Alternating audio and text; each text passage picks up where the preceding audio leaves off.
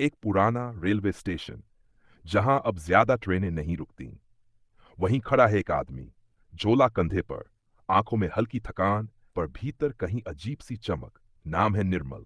उम्र होगी कोई 28 साल, मगर चेहरे की झुर्रियों में ऐसा लगता जैसे जिंदगी ने 60 साल का बोझ डाल दिया हो। उस रात ठंडी हवा चल रही थी। स्टेशन सुनसान था, बस एक चाय वाला अपनी ठेली समेट रहा था। निर्मल ने जाकर उससे पूछा, भैया अगली ट्रेन कब आएगी?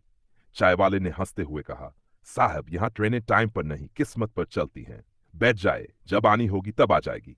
निर्मल ने चुपचाप एक कोने में बैठकर आसमान देखा, जैसे उसके पास कोई जल्दी न हो, लेकिन कहीं पहुंचने की बहुत जरूरत हो। अजनबी की मुस्कान। इतने में एक बूढ़ा आदमी लाठी के सहारे आया और उसके पास बैठ गया। चेहरे पर झुर्रियों की झीलें थी, पर आंखों में बचपन का पानी। कहाँ जाना है बेटा? बूढ़े ने पूछा।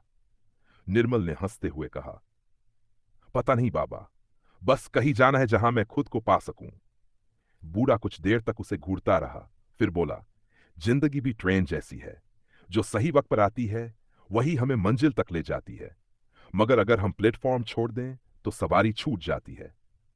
निर्मल को यह बात अजीब लगी, मगर उसने कुछ कहा नहीं। दूसरा मोड़। अधूरी चिट्ठी। निर्मल के पास एक पुरानी नोटबुक थी।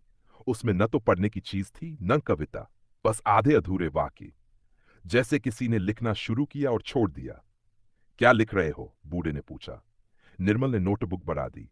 उसमें आखिरी पंक्ति लिखी थी, अगर यह सफर पूरा हुआ तो शायद मैं खुद को माफ कर पाऊंगा। बूढ़ा चौंका। किस गलती की माफी ढूंढ रहे हो? निर्मल की आंखें भर आईं। कभी कभी हम किसी और को नहीं, खुद को धोखा देते हैं, और वो सबसे बड़ा अपराध होता है। बूढ़े ने सिर हिलाया, जैसे उसने सब समझ लिया हो। तीसरा मोड़। अनजान सफर की शुरुआत। अचानक सीटी बजी। रात की आखिरी ट्रेन आ चुकी थी। प्लेटफॉर्म पर सिर्फ दो लोग थे, निर्मल और वो बूढ़ा। दोनों चल गए। डिब्बा बिल्कुल खाली था। कहाँ उतरोगे? कंडक्टर ने पूछा। निर्मल ने कहा, जहां ये ट्रेन ले जाए। रात के सन्नाटे में खिड़की के बाहर गांव, खेत, झीलें गुजर रही थीं। बूढ़ा अपने जीवन के किस्से सुनाने लगा। कैसे उसने जवानी में घर छोड़ दिया, दौलत कमाई, फिर सब खो दिया। उसने कहा, बेटा, इंसान जब तक ये सोचता है कि उसके पास वक्त बहुत है, तब तक वो सबसे बड़ी गलती करता है। निर्मल ध्यान से सुन रहा था। उसकी आंखों में चमक बढ़ रही थी। चौथा मोड़। रुकता नहीं रास्ता। सुबह हुई तो ट्रेन एक छोटे से स्टेशन पर रुकी। बूढ़ा उतरने लगा, पर जाने से पहले बोला, तू जिस मंजिल को ढूंढ रहा है, हो सकता है वो कहीं बाहर न हो, तेरे अंदर ही हो। बस सफर मत रोकना। निर्मल अकेला रह गया। अब ट्रेन में उसकी जेब में सिर्फ कुछ नोट और दिल में अनगिनत सवाल थे। पर उस दिन उसने पहली बार महसूस किया कि शायद मंजिल से ज्यादा सफर जरूरी है। आखिरी मोड़। अधूरी चिट्ठी पूरी हुई। कई महीने बीते। निर्मल अलग अलग शहरों में भटका। कभी मंदिर के बाहर बैठा, कभी अनजान लोगों के साथ काम किया, कभी बच्चों को पढ़ाया, कभी भूखा सो गया। लेकिन हर जगह उसे ऐसा लगा कि वो कुछ नया सीख रहा है। एक दिन वही नोटबुक खोली।